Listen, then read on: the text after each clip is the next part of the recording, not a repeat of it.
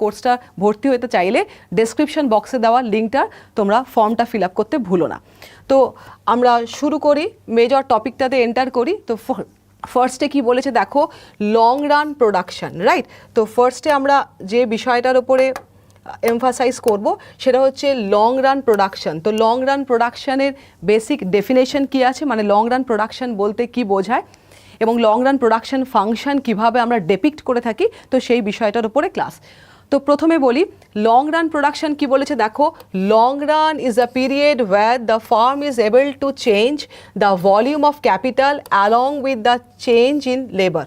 তার মানে আমরা আগের দিনের ক্লাসেই পড়েছিলাম যে শর্ট রান হচ্ছে এমন একটা টাইম ফ্রেমের প্রোডাকশনের কথা বলা হয় যেখানে লেবার ক্যাপিটাল সবগুলোই কিন্তু সাইমালটেনিয়াসলি আমরা চেঞ্জ করতে পারি না, রাইট? কিছু ফ্যাক্টরস ফিক্স থাকে, কিছু ফ্যাক্টরস ভ্যারিয়েবল থাকে। যেগুলো ফিক্সড ফ্যাক্টর থাকে সেগুলোকে ফিক্সড ইনপুট বলা হয়, যেগুলো ভ্যারিয়েবল ফ্যাক্টরস থাকে সেগুলোকে ভ্যারিয়েবল ইনপুট বলা হয়, রাইট? তো ফিক্সড ইনপুট মূলত আমরা টু ভ্যারিয়েবল প্রোডাকশন ফাংশনে ক্যাপিটালটাকে ফিক্সড ইনপুট হিসাবে ডিল করে থাকি এবং লেবারটাকে ভ্যারিয়েবল ইনপুট হিসাবে ডিল করে থাকি। এ প্রসঙ্গে আমি বলেছিলাম যে কেন আমি শর্ট রানে দুটো ফ্যাক্টরসকে সাইমালটেনিয়াসলি চেঞ্জ করি না। তো এটা একটা বেসিক ওয়েতে আমরা যদি অ্যানালাইজ করি তাহলে বলবো এটা একটা পিওর প্রোডাকশনের পার্সপেক্টিভ, একটা পিওর প্রফিট ম্যাক্সিমাইজেশনের পার্সপেক্টিভ। মানে তুমি বিইং আ প্রডিউসার যখন কোনো কিছু প্রোডাকশানে এন্টার করছো তো তুমি আগে দেখবে যে তোমার অপটিমাম যা ক্যাপাসিটি আছে সেটা দিয়ে যা প্রোডাক্ট তুমি প্রডিউস করছো for a certain period of time, তো সেটা মার্কেটে সোল্ড আউট হচ্ছে কিনা। যদি সেটা মার্কেটে সোল্ড আউট হয় তো তখন তুমি সেই সম্পর্কে আরও এক্সপ্যানশনারি মোডে যাবে। তার মানে মনে করো 10টা মেশিন দিয়ে 10টা লেবার দিয়ে তুমি যা ম্যাক্সিমাম প্রোডাক্ট প্রডিউস করছো সেটা মার্কেটে পুরোটাই বিক্রি হয়ে যাচ্ছে, রাদার এক্সেস ডিমান্ড আছে। তখন তুমি চেষ্টা করবে যে ফার্দার এক্সপ্যানশনারি মোডে বিজনেসটাকে নিয়ে যাবার, ফার্দার মেশিনের সংখ্যা বাড়াবার, রাইট? তো ডেফিনেটলি এটা একটা পিওর প্রফিট ম্যাক্সিমাইজিং অবজেক্টিভ।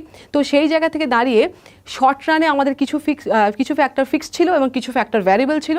তো মূলত আমরা ক্যাপিটাল যেহেতু একটা কস্টলি ইনপুট, তো ক্যাপিটালকে আমরা ফিক্সড ইনপুট হিসেবে ডিল করে থাকি এবং লেবারটা যেহেতু lesser costly rather than capital, তো সেটাকে আমরা ভ্যারিয়েবল ইনপুট হিসেবে ডিল করে থাকি। তো সেই সংক্রান্ত আমাদের যাবতীয় যা কিছু ফিচার্স শর্ট রানে হয়, মানে total product, average product, marginal product, এগুলো সব আমরা পড়েছি।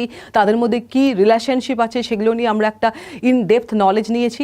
তো আজকে তারই আর একটা যে এক্সটেনশনারি পার্ট, আর একটা যে এক্সটেনশন ফর্মে যে পার্টটা দেখবো সেটা হচ্ছে লং রান প্রোডাকশন ফাংশন। তো লং রান হচ্ছে এমন একটা টাইম ফ্রেমকে বোঝায় যেখানে লেবারের সঙ্গে সঙ্গে ক্যাপিটালটাও তুমি সমভাবে চেঞ্জ করতে পারো। তার মানে ওই যে উদাহরণটা যদি বলি, 10টা মেশিনে 10টা লেবার নিয়োগ করে তুমি যা প্রডিউস করেছো সেটা মার্কেটের ডিমান্ড পুরোটা হয়ে গেছে, রাদার আরও অনেক বেশি পরিমাণ ডিমান্ড রয়েছে। সুতরাং তুমি চাইছো এবার 10টা মেশিনের জায়গায় 12টা, 15টা, 20টা মেশিন ইনস্টল করতে, তাহলে এই যে তুমি অ্যালং উইথ লেবার ক্যাপিটালের ভলিউমটাকে চেঞ্জ করার দিকে ইনক্লাইন্ড হলে এবং তুমি অ্যালং উইথ লেবার ক্যাপিটালটাকে চেঞ্জ করছো, এটা কোন ধরনের প্রোডাকশনকে ডেপিক্ট করে বা কোন ধরনের প্রোডাকশনকে বোঝায়? আনসার হবে লং রান প্রোডাকশন, রাইট? তো বলেছে দেখো, long run is a period where the firm বা কোনো শিল্প প্রতিষ্ঠান is able to change the volume of capital along with the change in labour. মানে লেবারের সঙ্গে সঙ্গে ক্যাপিটালটাকেও চেঞ্জ করতে পারি, মানে শ্রমিকের সঙ্গে সঙ্গে মূলধনটাকেও চেঞ্জ করতে পারি। In the long run there is no fixed input. তাহলে মনে রাখতে হবে লং রানে কোনো ফিক্সড ইনপুট বা ফিক্সড ফ্যাক্টর থাকে না, সবটাই কি ফ্যাক্টর থাকে? ভ্যারিয়েবল ফ্যাক্টর থাকে। Here all factors are variable in nature. তাহলে এই জায়গার থেকেও বহুবার আমরা প্রশ্ন আসতে দেখি যে লং রানে কি সমস্ত ফ্যাক্টর ফিক্স থাকে, নাকি কিছু ফ্যাক্টর ফিক্স থাকে, কিছু ভ্যারিয়েবল থাকে, নাকি সবই ভ্যারিয়েবল থাকে? তো আনসার হবে সমস্তটাই ভ্যারিয়েবল হয়। তাহলে লং রান প্রোডাকশন ফাংশন বা লং রানের যে উৎপাদন অপেক্ষক সেটাকে তুমি কিভাবে ম্যাথামেটিক্যালি বা সিম্বলাইজ ওয়েতে তুমি দেখাবে সিম্বলিক্যালি? তো সেটাকে বলা হচ্ছে Q is a function of L K. তার মানে কিউ মানে হচ্ছে কোয়ান্টিটি, যে অ্যামাউন্ট অফ প্রোডাক্ট তুমি প্রডিউস করতে চাইছো, সাপ্লাই করতে চাইছো, সেটা কাদের ওপর ডিপেন্ড করছে, কাদের এমপ্লয়মেন্ট লেভেলের ওপর ডিপেন্ড করছে? Labour and capital. এবং বলাই বাহুল্য এখানে দেখো ক্যাপিটালের ওপরে কোনো কে বার টাইপের কোনো জিনিস নেই। তার মানে এখানে লেবারকেও যেমন তুমি ভ্যারি করতে পারো, ক্যাপিটালকেও ভ্যারি করতে পারো। এবং এই দুটো মানে লেবার এবং ক্যাপিটাল হলো ইন্ডিপেন্ডেন্ট ভ্যারিয়েবল এবং এটা হচ্ছে ডিপেন্ডেন্ট ভ্যারিয়েবল। তার মানে কতটা কোয়ান্টিটি আউটপুট সাপ্লাই হবে সেটা পুরোটা ডিপেন্ড করছে কি ভলিউম অফ লেবার তুমি এমপ্লয় করছো এবং কি ভলিউম অফ ক্যাপিটাল তুমি এমপ্লয় করছো। তো বলেছে দেখো, in other hand long run is defined as a period over which all factors of production are variable. তাহলে লং রানে কোনো ফিক্সড ফ্যাক্টর, কোনো ফিক্সড ইনপুট থাকে না, সবটাই ভ্যারিয়েবল ইনপুট হয়। এটা যদি আমাদের প্রোডাকশন ফাংশনের বেসিক নেচার বা চরিত্রটা হয়, তাহলে এটার উপর ডিপেন্ড করে ফার্দার তুমি কিভাবে অ্যানালিসিসটাকে এগিয়ে নিয়ে যাবে। ফার্দার অ্যানালিসিসের ক্ষেত্রে যেটা কম্পিটিটিভ ফিল্ডে খুব ইম্পর্ট্যান্ট একটা জায়গা, সেটা হচ্ছে এই আইসোকোয়ান্টের ধারণা। আইসোকোয়ান্টের বাংলা হলো সমোৎপাদন রেখা। সমোৎপাদন রেখা বিষয়টা কি? দেখো এখানে একটা পিকচার আমি দিয়েছি। যদি আমি ভার্টিক্যাল অ্যাক্সিসে ক্যাপিটাল বা মূলধনকে পরিমাপ করি এবং হরাইজন্টাল অ্যাক্সিসে লেবার বা শ্রমিককে পরিমাপ করি, আমরা সবাই জানি যদি আমরা অরিজিন থেকে ক্রমাগত ভার্টিক্যাল অ্যাক্সিস দিয়ে ওপরের দিকে যাই ভ্যালুগুলো বাড়বে, এবং যদি হরাইজন্টাল অ্যাক্সিসে এইভাবে মুভ করি তো এদিকেরও ভ্যালু বাড়বে। এবার লং রানে you are capable to change the employment of both the inputs, right? তুমি লং রানে ক্যাপিটালও ভ্যারি করতে পারো, লেবারও ভ্যারি করতে পারো। তো সেরকম একটা জায়গাতে লং রানে একটা অদ্ভুত ঘটনা দেখা যায় যে লং রানে various combination of two input মানে লেবার এবং ক্যাপিটাল থেকে একই পরিমাণ আউটপুট তুমি প্রডিউস করতে সক্ষম হতে পারো। যেমন এখানে দেখানো হয়েছে, দেখো 20 ইউনিটস ক্যাপিটাল অ্যান্ড মনে করো 18 ইউনিটস লেবার, এটা দিয়ে তুমি 4000 ইউনিট টোটাল প্রোডাক্ট করেছো। আবার একই পরিমাণ আউটপুট তুমি 10 ইউনিট ক্যাপিটাল এবং মনে করো 35 ইউনিটস লেবার দিয়েও প্রডিউস করতে পারো। তার মানে এই 20-80 কম্বিনেশন, তার মানে 18-20 কম্বিনেশন দিয়েও যা তৈরি হচ্ছে, আবার মনে করো ফর এক্সাম্পল 10-35 কম্বিনেশন দিয়েও সেম আউটপুট প্রডিউস হচ্ছে। তার মানে ভেরিয়াস কম্বিনেশন অফ টু ইনপুটের এমপ্লয়মেন্ট দিয়ে সেম লেভেল অফ আউটপুট কিন্তু আমরা লং রানে পেতে পারি। তো বেসিক অবজেক্টিভটা কি, যে কেন আমরা আউটপুটটা একই পাচ্ছি ভেরিয়াস কম্বিনেশন থেকে? এ প্রসঙ্গে বলাই বাহুল্য যে দেখো যখন আমি 20টা মেশিন নিচ্ছি এবং 18টা লেবার নিচ্ছি, তো এখানে কিছু মেশিন এক্সেস আছে যেখানে তুমি লেবার নিয়োগ করতে পারছো না। আবার একই রকমভাবে যখন তুমি 10টা মেশিন নিচ্ছ, 35টা লেবার নিচ্ছ, তো এখানেও কিন্তু কিছু লেবার এক্সেস আছে যাদেরকে তুমি মেশিনের সঙ্গে অ্যাটাচ করতে পারছো না বা মেশিনের উপর তারা কাজ করতে পারছে না, কারণ অত মেশিন তোমার নেই। সুতরাং দেখা যাচ্ছে এখানে এক্সেস লেবার, এক্সেস মেশিন বিভিন্ন কম্বিনেশনে আমরা দেখছি। এরপর দেখা যাচ্ছে ভেরিয়াস কম্বিনেশন দিয়ে একই পরিমাণ আউটপুট তুমি প্রডিউস করছো। সুতরাং এই রেখার ওপরে যে কোনো পয়েন্টে তুমি প্রোডাকশনকে অপারেট করো না কেন, same quantity of output produce হবে along the curve. That's why it is known as the isoquant বা সমোৎপাদন রেখা।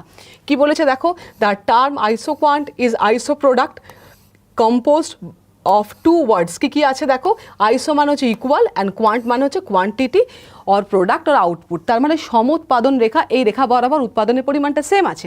And iso product curve or isoquant curve is that curve which shows the different combination of two factors yielding the same total output. তাহলে various combination of two input থেকে তুমি কিন্তু একটা পরিমাণ আউটপুটই পাচ্ছ, এর চেয়ে বেশি আউটপুট পাচ্ছ না। তার মানে along the curve with the compositions of various combinations of two inputs we are obtaining the same level of output। তার মানে এই কার্ভ বরাবর আউটপুটের পরিমাণ বাড়ছেও না কমছেও না, একই থাকছে। এই কার্ভটাকে তাহলে কি বলবো বলো, আইসো প্রোডাক্ট কার্ভ বা আইসো কোয়ান্ট কার্ভ। তাহলে এই ফিচার্সটা কোথায় দেখা যায়? অনলি লং রানে দেখা যায়। কেন লং রানে দেখা যায়? কারণ লং রান হচ্ছে সেই টাইম ফ্রেম যেখানে তুমি লেবারের সঙ্গে সঙ্গে কোনটাকে চেঞ্জ করতে পারো বলো, ক্যাপিটালটাকেও চেঞ্জ করতে পারো। শর্ট রানে কোনোদিন দেখবে না, কারণ শর্ট রানে ক্যাপিটালটাকে তুমি ফিক্সড ফ্যাক্টর হিসেবে ডিল করো, সেটাকে along with the employment of labour তুমি চেঞ্জ করতে পারো না, রাইট? এবার এই আইসোকোয়ান্টের কিছু বৈশিষ্ট্য বা প্রপার্টিজ আমরা পড়বো, যে প্রপার্টিজগুলো ভেরি ভেরি ইম্পর্টেন্ট, এবং এই প্রপার্টিজ থেকে এক্সামে কোয়েশ্চেন আসে যে কোনটা আইসোকোয়ান্টের প্রপার্টি হবে, কোনটা হবে না। তো আবার আমরা একই আইসোকোয়ান্টটাকে ড্র করেছি এবং তার সঙ্গে রেসপেক্টিভ প্রপার্টিগুলো বলা হয়েছে। প্রথম প্রপার্টি কি বলেছে দেখো, isoquant slopes downward from left to right. তার মানে এটা লেফট টু রাইটের দিকে ডাউনওয়ার্ড একটা কার্ভ। তার মানে আমরা যদি একই পরিমাণ উৎপাদন করতে চাই with the combinations of various input, তাহলে ডেফিনেটলি একটা ইনপুটের সংখ্যা যদি বাড়াও তো ডেফিনেটলি আর একটা ইনপুটের সংখ্যা তোমাকে কমাতে হবে। তার কারণ আমি যদি লেবার এবং ক্যাপিটাল দুটোই একসঙ্গে বাড়াই তাহলে ডেফিনেটলি একটা হায়ার কোয়ান্টিটি প্রডিউস হবে, কিন্তু আমি তো চাইছি না হায়ার কোয়ান্টিটি প্রডিউস করতে, আমি তো চাইছি এই কার্ভ বরাবর কোয়ান্টিটিটা সেম থাকবে। তাহলে একটা ইনপুট যদি তুমি বাড়াও, মানে মনে করো আমি যদি লেবারের পরিমাণ বাড়াই তো ক্যাপিটালের পরিমাণ কমাতে হবে। ফর এক্সাম্পল মনে করো এখানে 18টা লেবার ছিল, সেখান থেকে আমি যখন লেবারটা 35 করছি তো ক্যাপিটালের পরিমাণও দেখো 20 থেকে কমে 10 হচ্ছে। তার মানে একটা ইনপুটের যদি এমপ্লয়মেন্ট আমি বাড়াই, ডেফিনেটলি আর একটা ইনপুটের এমপ্লয়মেন্ট আমাকে কমাতে হবে just to keep the output level constant. কারণ আমি যদি দুটো ইনপুটের এমপ্লয়মেন্ট লেভেলই বাড়িয়ে দিই তাহলে কিন্তু আমার কোয়ান্টিটি আরও অনেক বেশি প্রডিউস হবে, সেটা আমি চাইছি না। কিন্তু আমি চাইছি যে কার্ভ বরাবর কোয়ান্টিটির পরিমাণটা সেম থাকবে। তাহলে একটা আইসোকোয়ান্টের কী কী ফিচার্স হয় তার মধ্যে প্রথম বৈশিষ্ট্য হলো এটা ডাউনওয়ার্ড স্লোপিং কার্ভ হয় ফ্রম লেফট টু রাইট। তাহলে বুঝলাম বিষয়টা কি। পরেরটা কি বলেছে দেখো, আইসোকোয়ান্ট আর কনভেক্স টু অরিজিন। ভালো করে দেখো, এটা কিন্তু একটা ডাউনওয়ার্ড স্লোপিং, একটা লিনিয়ার স্ট্রেট লাইন নয়, কিন্তু এটার একটা কার্ভেচার আছে এবং সেই কার্ভেচারটা কনভেক্স টু অরিজিন। কেন কনভেক্স টু অরিজিন ব্যাপারটা বলি। বিষয়টা হচ্ছে দেখো, মনে করো আমি 1 ইউনিট লেবারের এমপ্লয়মেন্টটা বাড়াবো।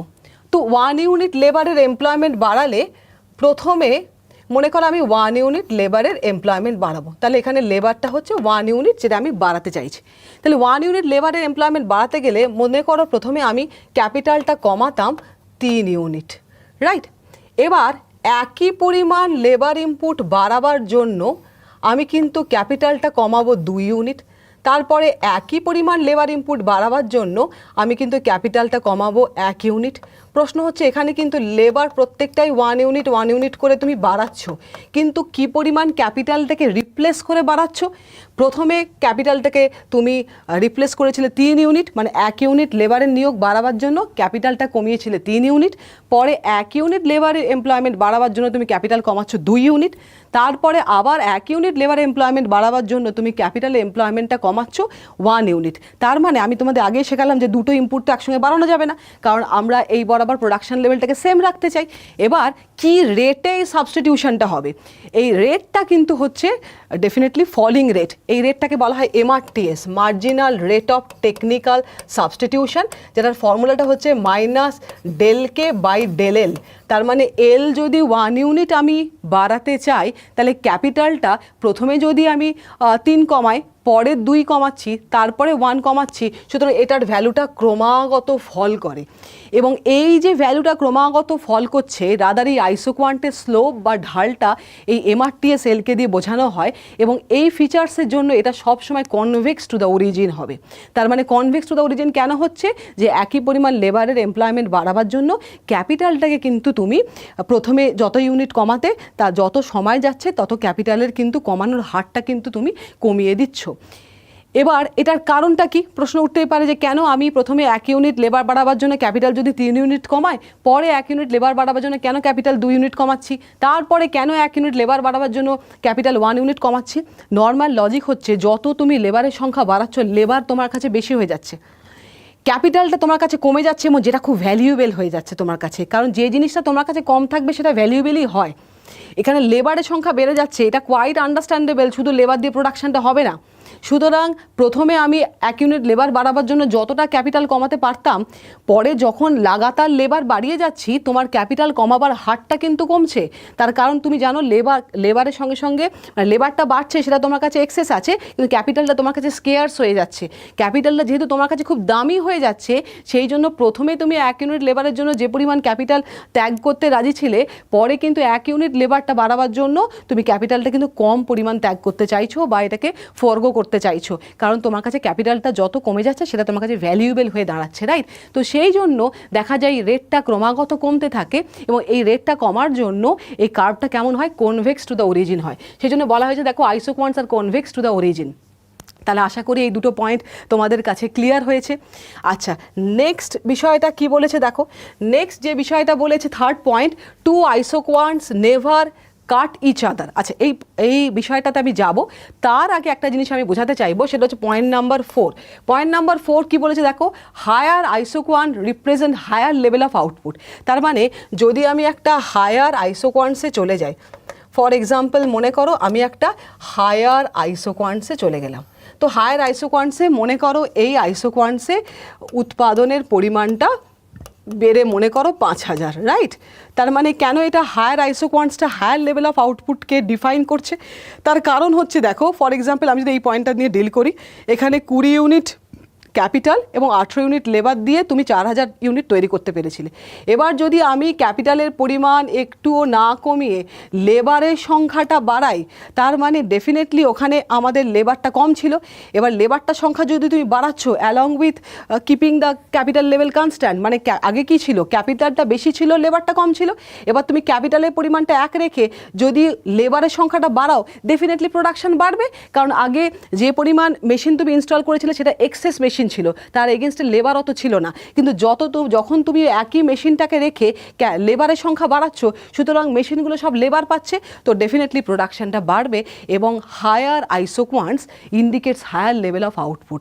তার মানে যত ওপরের দিকে আমি যাব তত কিন্তু আইসোকোয়ান্টসের ভ্যালু ক্রমাগত বাড়তে থাকবে। তার মানে along with the isoquants production লেভেলটা হাই হতে শুরু করবে। তার মানে higher isoquants indicates higher levels of output. তার মানে যত ওপরের দিকে যাব তত উৎপাদনের পরিমাণটা ক্রমাগত বাড়বে। তার কারণ হচ্ছে আমি একটা ফ্যাক্টরসকে ফিক্সড রেখে আর একটা ফ্যাক্টরসে এমপ্লয়মেন্ট কিন্তু বাড়াতে পারছি, রাইট? সুতরাং ডেফিনেটলি সেখানে প্রোডাকশনের কোয়ান্টিটি কোয়ালিটি আর অনেক বেটার হবে। এটা যদি আমার বেসিক ধারণা হয়, তাহলে আমরা বলতেই পারি টু আইসোকোয়ান্টস নেভার কাট ইচ আদার। দুটো আইসোকোয়ান্টস কখনোই একে অপরকে ইন্টারসেক্ট করতে পারে না। এবার হচ্ছে কেন করতে পারে না, এটা যদি আমি বোঝাতে চাই, তাহলে মনে করো আমি একটা কার্ভ ড্র করলাম যেটা ইন্টারসেক্ট করে গেল। মনে করো এই যে ব্ল্যাক কার্ভটা, তার সঙ্গে আর একটা কার্ভ রেড কার্ভটা আমি ড্র করলাম, এবং তারা মনে করো এই পয়েন্টটাতে একে অপরকে ইন্টারসেক্ট করেছে, রাইট? বলছে এই ঘটনা জীবনে হবে না। কেন হবে না? মনে করো এই পয়েন্টটার আমি নাম দিলাম ফর এক্সাম্পল, এই পয়েন্টটার আমি নাম দিলাম ফর এক্সাম্পল মনে করো সি, রাইট? মানে যেখানে ওরা একে অপরকে ইন্টারসেক্ট করছে সেই পয়েন্টটার নাম দিলাম সি, এবং মনে করো এই পয়েন্টটার নাম দিলাম এ, এবং এখানে আর একটা পয়েন্ট দিলাম, তার নাম দিলাম মনে করো বি। ঠিক আছে, এবার তোমরা কি জানো, along an isoquant output level constant থাকে। তো তা যদি হয়, আমরা যখন এই ব্ল্যাক কার্ভটা ধরছি, আমরা বলতে পারি along with the black curve, যেটার সঙ্গে আমার প্রোডাকশনের কোয়ান্টিটি ছিল 4000, আমি বলতেই পারি যে C equals to A, C equals to এ।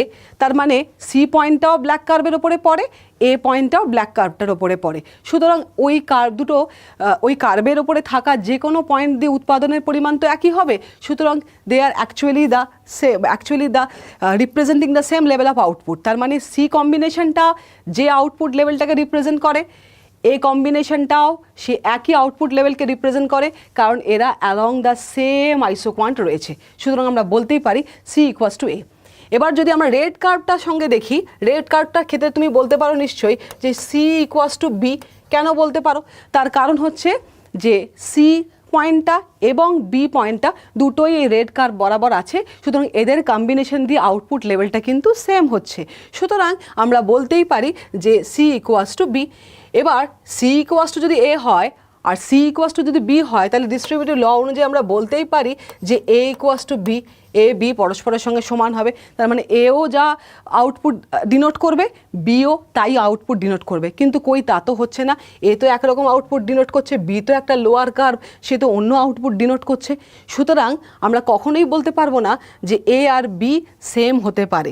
তখনই সেম হবে যদি কার্ভ দুটো একে অপরকে ইন্টারসেক্টের বিষয় না থাকে। তো ইন্টারসেক্ট যেহেতু করে যাচ্ছে, সুতরাং আমরা দেখছি যে এ বি কখনোই কোনো দিন কিন্তু ওই রকমভাবে সমান আউটপুট কিন্তু ডিফাইন করতে পারে না। কিন্তু তুমি যদি কার্ভ দুটোকে ইন্টারসেক্ট করে অ্যানালিসিসটা করো, তাহলে সেখান থেকে তোমার এটা বেরোয় যে এ ইকুয়ালস টু বি হতে হবে টু বি। সুতরাং আমরা এখান থেকে এটা শিখলাম যে দুটো আইসোকোয়ান্টস কখনোই একে অপরকে ইন্টারসেক্ট করতে পারে না, কারণ প্রত্যেকটা আইসোকোয়ান্ট বরাবর উৎপাদনের লেভেলটা সেম থাকে। তারা যদি ইন্টারসেক্ট করে, এরকম একটা সিচুয়েশন তৈরি হতে পারে যেখানে বোঝাবে যে এ ইকুয়ালস টু বি, যেটা কখনোই সম্ভবপর নয়, কারণ এ বি দুটো ডিফারেন্ট কার্ভের ওপরে আছে, একটা কার্ভের ওপরে নেই, রাইট? সুতরাং সেখান থেকে শিখলাম two isoquants never intersect each other. এই জায়গাটা দেখে রাখবে। আর কি আছে দেখো, isoquants need not be parallel to each other. এমন কোনো হার্ড অ্যান্ড ফাস্ট রুল নেই যে দেখে প্যারালাল হতে হবে। আর একটা কি আছে দেখো, last point, no isoquant can touch either axis. বলছে কখনোই কোনো আইসোকোয়ান্ট কিন্তু অ্যাক্সিসকে টাচ করে যাবে না। প্রশ্ন হচ্ছে যে কেন টাচ করে যাবে না? দেখো, যদি আমি কোনো কারণে তর্কের খাতিরে টাচ করিয়ে দিতাম, তাহলে দেখো এরকম একটা এক্সট্রিম পয়েন্ট তুমি পেতে, যেখানে দেখেছো পুরোটাই ক্যাপিটাল আছে, লেবার জিরো। পুরোটা যদি ক্যাপিটাল থাকে, মনে করো 100টা মেশিন আছে, একটাও লেবার নেই, উৎপাদন হবে? উৎপাদন হবে না। উল্টোটাও একই জিনিস, মনে করো 100টা লেবার আছে, একটাও মেশিন নেই, উৎপাদন হবে? হবে না। কিন্তু আমি আইসোকোয়ান্ট বলতে বোঝাই এমন একটা কার্ভ যে বরাবর উৎপাদনের লেভেলটা কনস্ট্যান্ট। এবার এখানে যদি উৎপাদনই না হয় তাহলে তার কোনো ইকোনমিক ভায়াবিলিটি বা কোনো লজিক্যাল এক্সপ্লানেশনই নেই। সুতরাং একটা আইসোকোয়ান্টস কখনোই কিন্তু কোনো অ্যাক্সিসকে টাচ করে না। সুতরাং মনে রাখবে, no isoquant can touch either axis, তার মানে কোনো আইসোকোয়ান্টই অ্যাক্সিসকে টাচ করবে না। এগুলো কিন্তু অ্যাক্সিসকে টাচ না করে এরকমভাবে তুমি আইসোকোয়ান্ট ম্যাপের মতো করে সাজাতে পারো, যেখানে higher isoquant indicates higher levels of output এবং অ্যালং অ্যান আইসোকোয়ান্ট আউটপুটের লেভেলটা সমান থাকে। এটা ডাউনওয়ার্ড স্লোপিং হয়, কারণ আমরা একই পরিমাণ লেবারকে নিয়োগ বাড়াবার জন্য ক্যাপিটালটাকে ক্রমাগত কম হারে কিন্তু রিপ্লেস করতে রাজি থাকি। এবং দুটো আইসোকোয়ান্ট কখনোই একে অপরকে ইন্টারসেক্ট করতে পারে না। যেটা সবচেয়ে ভালো এক্সপ্লানেশনস হয় এই বিষয়টাই, যে আমি যদি ডিফারেন্ট পয়েন্ট নিয়ে অ্যানালিসিস করি তাহলে দেখবো এরকম একটা অদ্ভুত জিনিস আসে যে জিনিসটার কোনো বাস্তব যুক্তিগ্রাহ্য বিষয়ই নেই, কারণ দুটো পয়েন্ট, দুটো ডিফারেন্ট কার্ভ, দুটো ডিফারেন্ট আউটপুটকে ডিফাইন করে। সুতরাং কখনোই দুটো আইসোকোয়ান্ট একে অপরকে ইন্টারসেক্ট করবে না। সুতরাং এক্সামে প্যাটার্ন অফ কোয়েশ্চেন কেমন হয়, তোমাকে সমস্ত প্রপার্টিজ দিয়ে দেবে, তার মধ্যে একটা প্রপার্টি রং প্রপার্টি থাকবে, দিয়ে বলবে বলো কোনটা প্রপার্টি হবে কোনটা প্রপার্টি হবে না। সুতরাং আমি যতটা করলাম অনেকটা ডিটেলে পড়ালাম, এতটা ডিটেলে কোয়েশ্চেন দেয় না, তবুও মানে সাবধানের মান নেই, আমরা একটু ভালো করে পড়ে রাখি যাতে এই ধরনের প্রশ্ন এলে আর একটু ডেপথের প্রশ্ন এলেও আনসার করতে পারি, রাইট? এরপরে যে জিনিসটা পড়াবো সেটা হচ্ছে রিটার্নস টু স্কেল। আমরা শর্ট রানের ক্ষেত্রে পড়েছিলাম ল ভ্যারিয়েবল প্রপোর্শন, আর লং রানের ক্ষেত্রে যে লটা পড়বো সেটা হচ্ছে law of returns to scale. এটা তোমরা সবাই বুঝতে পারছো পড়তে পড়তে যে লং রানের ক্ষেত্রে লেবার ক্যাপিটাল দুটোই একসঙ্গে চেঞ্জ করা যায়। তাহলে এখানে যে লটা কার্যকর হয় সেটাকে বলা হয় রিটার্নস টু স্কেল। কি বলেছে দেখো, the law of returns to scale explain the proportional change in output with respect to the proportional change in input. তাহলে ইনপুটগুলোকে সমান হারে যদি চেঞ্জ করি তাহলে আউটপুট কিভাবে চেঞ্জ হবে, এই বিষয়টা কিন্তু রিটার্নস টু স্কেল দিয়ে বোঝানো হয়। কি বলেছে দেখো, for example an output may change by a larger proportion, same proportion, small proportion with respect to the change in input. তার মানে লেবার এবং ক্যাপিটাল দুটো ইনপুটকে যদি আমি সমপরিমাণে চেঞ্জ করি, আউটপুট সমপরিমাণ চেঞ্জ হতে পারে।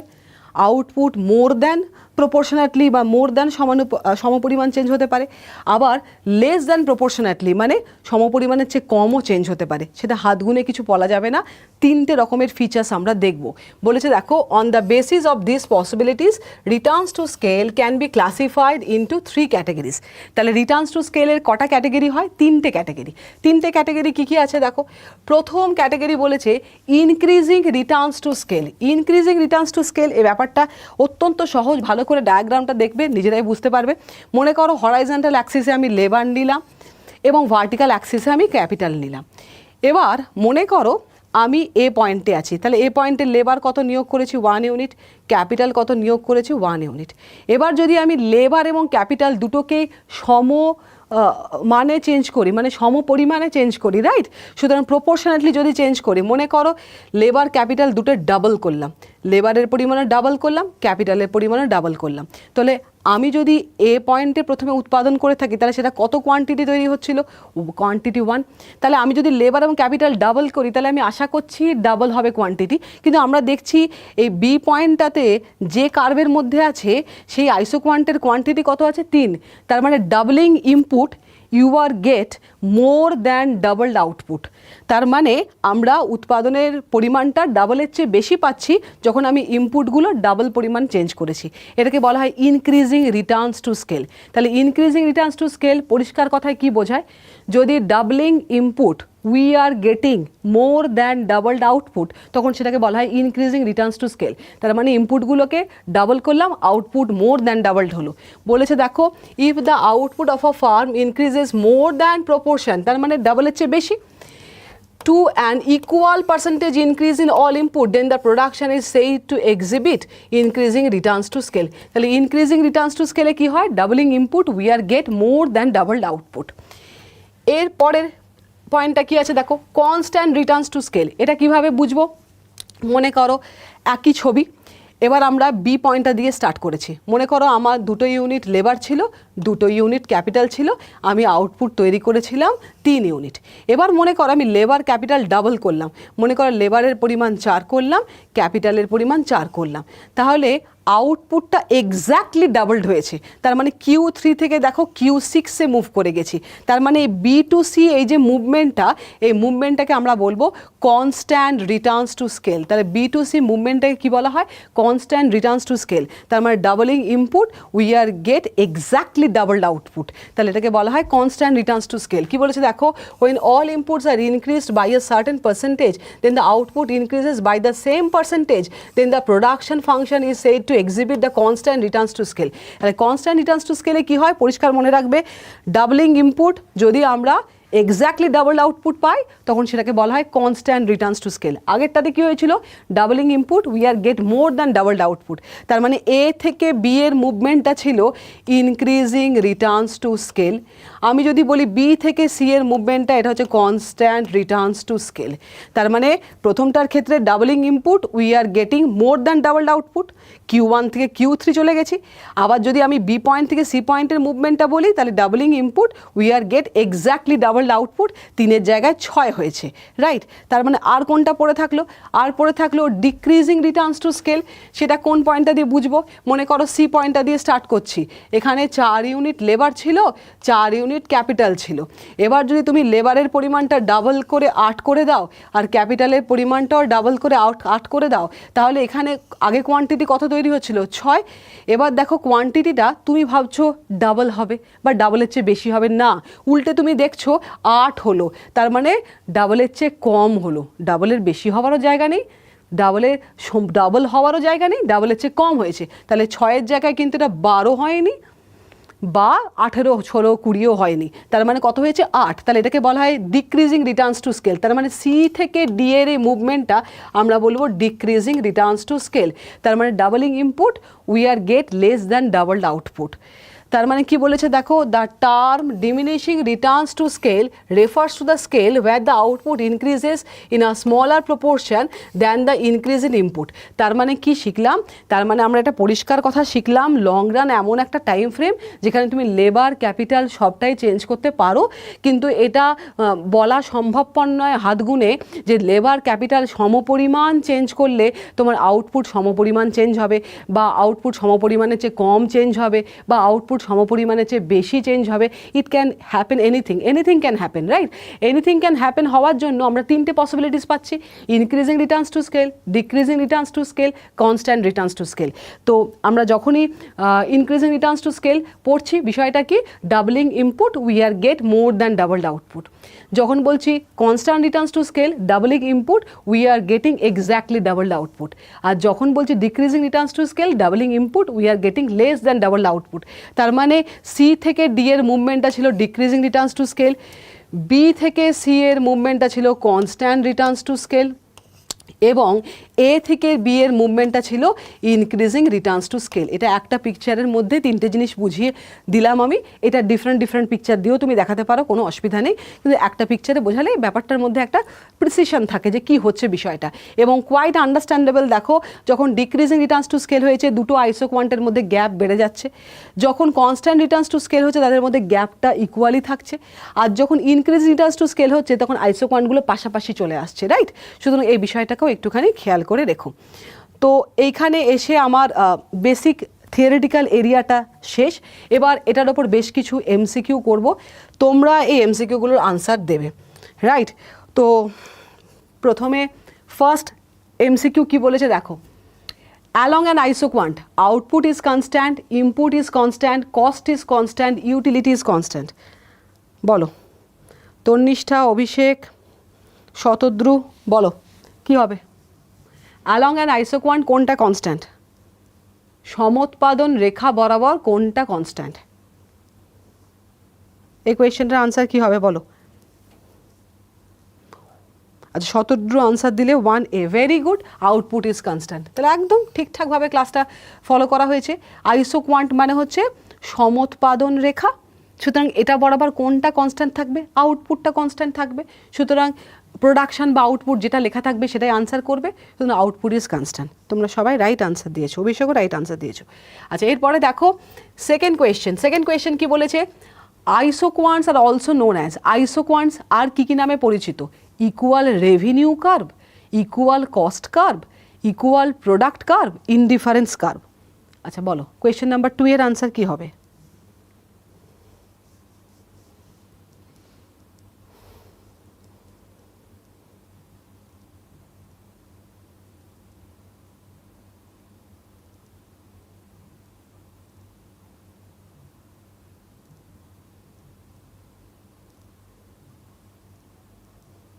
কি মনে হয় আইসোকোয়ান্ট কি নামে পরিচিত? এই কার্ভটা আর কি নামকরণ তুমি করতে পারো? আচ্ছা, অভিষেক বলছো বি, মৌমিতা বলছো সি। অভিষেক বি বলছো মানে ইকুয়াল কস্ট কার্ভ, আর মৌমিতা বলছো সি। সি মানে হচ্ছে ইকুয়াল প্রোডাক্ট কার্ভ। মৌমিতা একদম right, equal product curve. Iso quant মানে কোয়ান্টিটি, আইসো মানে ইকুয়াল, বারবারই বলা হলো। এটা দুটো ওয়ার্ড থেকে এসছে, আইসো মানে হচ্ছে ইকুয়াল, কোয়ান্ট মানে কোয়ান্টিটি, তার মানে এটা ইকুয়াল প্রোডাক্ট কার্ভই হবে, রাইট। সুতরাং আনসারটা definitely without any fail C হবে, রাইট। এরপরে নেক্সট কোয়েশ্চেন কি আছে দেখো। নেক্সট কোয়েশ্চেন বলেছে long run analysis of production is, এটা এসএসসি সিজিএল 2014 প্রশ্ন। Long run analysis of production is, প্রোডাকশানের লং রান অ্যানালিসিস বলতে তুমি কি বোঝো? Law of diminishing return, law of increasing return, law of returns to scale, none of this. মানে long run প্রোডাকশানে কোন লটা দেখতে পাওয়া যায়? একটু আগে এটা নিয়ে প্রচুর পড়াশোনা করে ফেলেছি, বলো, কেউ ভুল করো না। Long run analysis of production বলতে তুমি কোন ধরনের লটাকে এখানে এফেক্টিভ হতে দেখো? প্রোডাকশানের লং রান অ্যানালিসিসে তুমি কোন লটাকে এফেক্টিভ হতে দেখো? কোয়েশ্চেন নাম্বার 3 এর আনসার কি হবে বলো?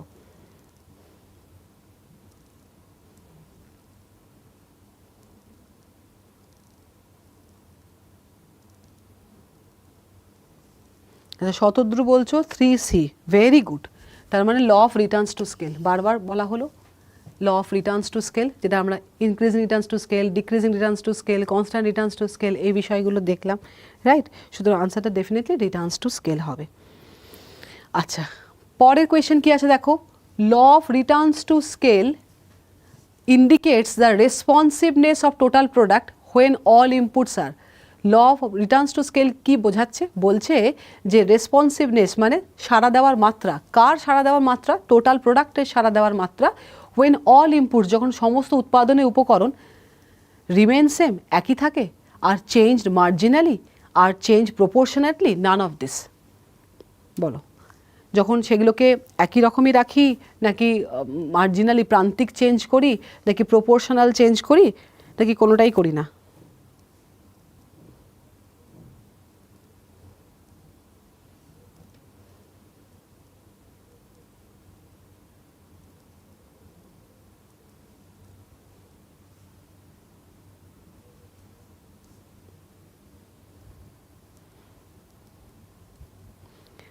আচ্ছা, মৌমিতা আনসার করছো, এটা কি 4 এর আনসার করলে তোমরা? মৌমিতা আনসার করছো সি, একদম, আর চেঞ্জ প্রপোর্শনেটলি। তার মানে ডেফিনেটলি ইনপুটগুলোকে যখন প্রপোর্শনেটলি চেঞ্জ করি তখন আউটপুটের কি চেঞ্জ হচ্ছে, রাইট। তো আউটপুটের চেঞ্জটা প্রপোর্শনাল হতে পারে, মোর দ্যান প্রপোর্শনাল হতে পারে, লেস দ্যান প্রপোর্শনাল হতে পারে, অনেক কিছুই হতে পারে, কিন্তু ইনপুটগুলো কিন্তু আমরা চেঞ্জ করি প্রপোর্শনেটলি। তো তোমরা সবাই সি আনসার দিয়েছো, ভেরি গুড। এর পরের কোয়েশ্চেন কি আছে দেখো। If all inputs are doubled, যদি সমস্ত ইনপুট ডাবলড করি, then the resultant output is doubled, this is called, একটুও কেউ ভুল করবে না। বলছে সমস্ত ইনপুট যদি ডাবলড হয়, আউটপুটও ডাবলড হলো, তাহলে সেটাকে কি বলবো? Constant returns to scale, decreasing returns to scale, increasing returns to scale, none of this. বলো, এই কোয়েশ্চেনটার আনসার কি হবে? কোয়েশ্চেন নাম্বার 5 কি হবে?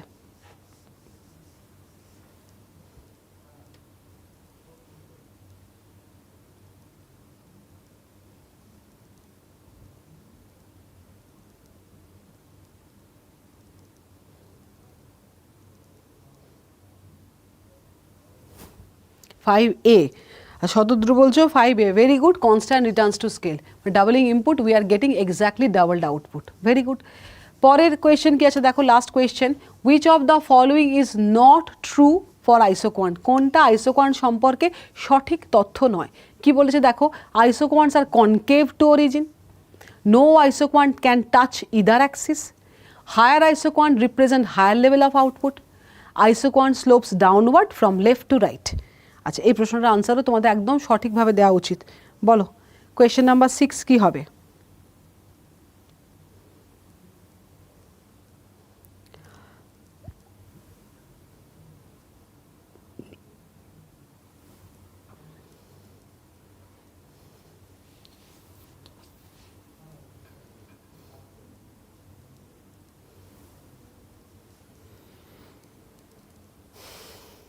কোয়েশ্চেন নাম্বার 6 এর আনসার কি হবে বলো?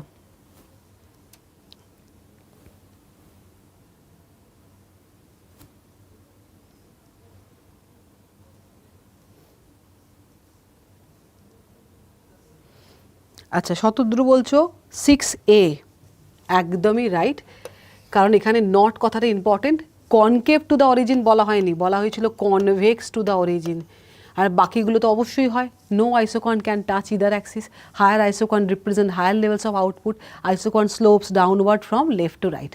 তো বাকিগুলো ডেফিনেটলি ট্রু, ওয়ানটা এটা ট্রু নয়, রাইট। সো এখানে এসে আমার ক্লাসটা শেষ, আশা করি ক্লাসটা তোমাদের জন্য হেল্পফুল হয়েছে এবং তোমরা বেশিরভাগ কোয়েশ্চেনের আনসারই একদম ঠিকঠাক দিয়েছো। এই ক্লাসটা আবারও পরে একটু রিপিটেটিভ মোডে দেখো, আমার মনে হয় না কোনো অসুবিধা হবে বুঝতে। এইভাবে চ্যানেলগুলোকে ফলো করো এবং ভিডিওটা ভালো লাগলে অবশ্যই লাইক কমেন্ট শেয়ার করতে ভুলো না। এবং এই প্রসঙ্গে যে বিষয়টা বলার, রাইস এডুকেশনের তরফ থেকে আর একটা brand new channel regarding banking exam শুরু হয়েছে, রাইস এডু ব্যাঙ্কিং। তোমরা অতি দ্রুত এই চ্যানেলটাকে সাবস্ক্রাইব করে নিও এবং ক্লাসগুলো মন দিয়ে করো। Thanks for watching.